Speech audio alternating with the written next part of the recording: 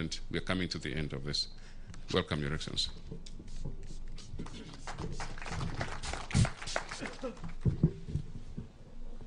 Your Excellency, the President of the Republic of Kenya, Honorable Uhuru Muigai Kenyatta, the Right Honorable Justin Muturi, Speaker of National Assembly, Right Honorable Ken Lusaka, Speaker of the Senate, the President of the Supreme Court and our Chief Justice, Madam Koome, political leaders who are present here, the leadership of Parliament, ladies and gentlemen, Bwana Yesu asifiwe. I will be very brief. First, it's been 2 years since we met last at the prayer breakfast. And in the 2 years, so much has happened. We have had the world and Kenya thrown into a spin because of the corona pandemic. Livelihoods, businesses, enterprises, people have suffered immensely. And we've suffered in a way that is unprecedented. It's never been that churches have been closed, mosques have been closed, schools, and many other places. And it hasn't been fashionable not to go to work, but to stay at home. But that became our lot. But be that as it may, in fact, if by the words of, there is a common askari who is commanding a platoon somewhere in the social media.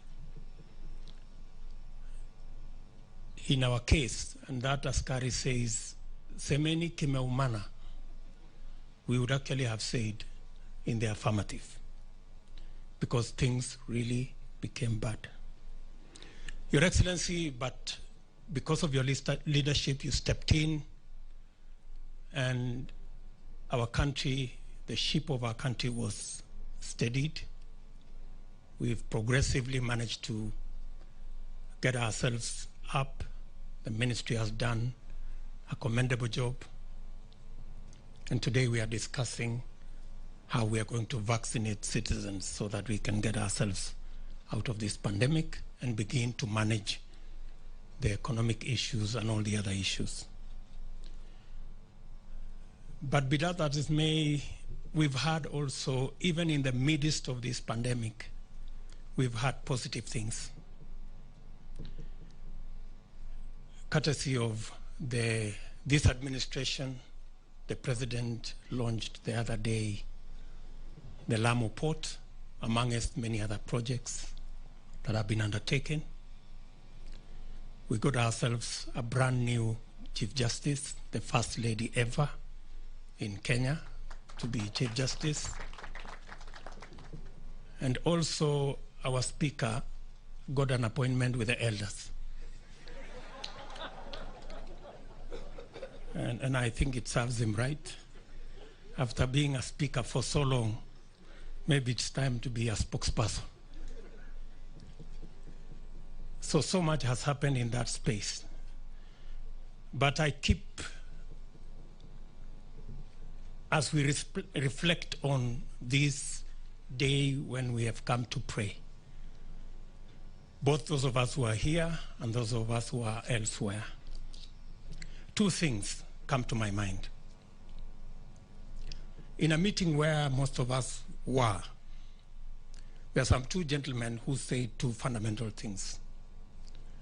One was a bishop who asked us to try the Jerusalem dance instead of the other two that we had.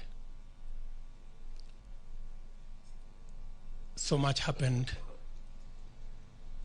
but as things stand today, the Tanga Tanga tours are not there, and the reggae has also stopped. I think we need to listen to what that bishop was telling us. We need to do something together. In that same meeting, the former also said something that was profound. In fact, in a very uncharacteristic manner, he gave us a verse about Isaiah 1:18 that says, "Come, let us reason together."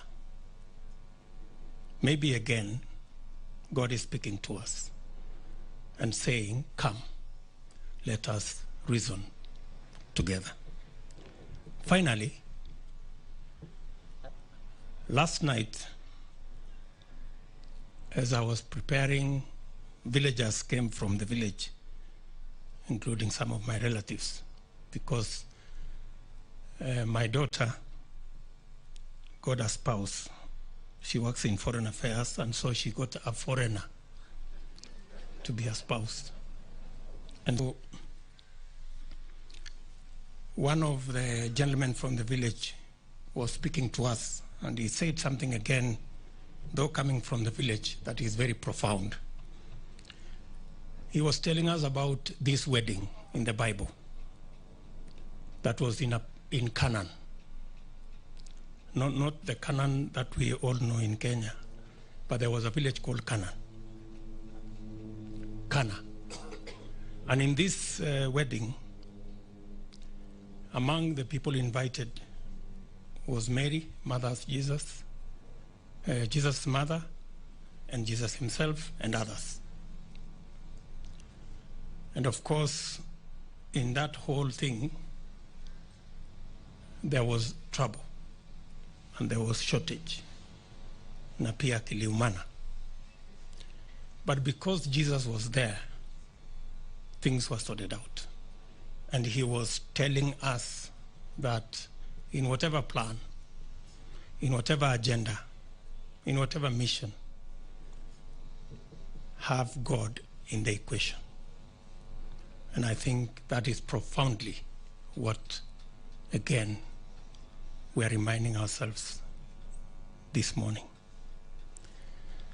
With those many remarks, it's now my duty to request our President, His Excellency Uhuru Muigai Kenyatta, to come and make his remarks. Mr. President, sir.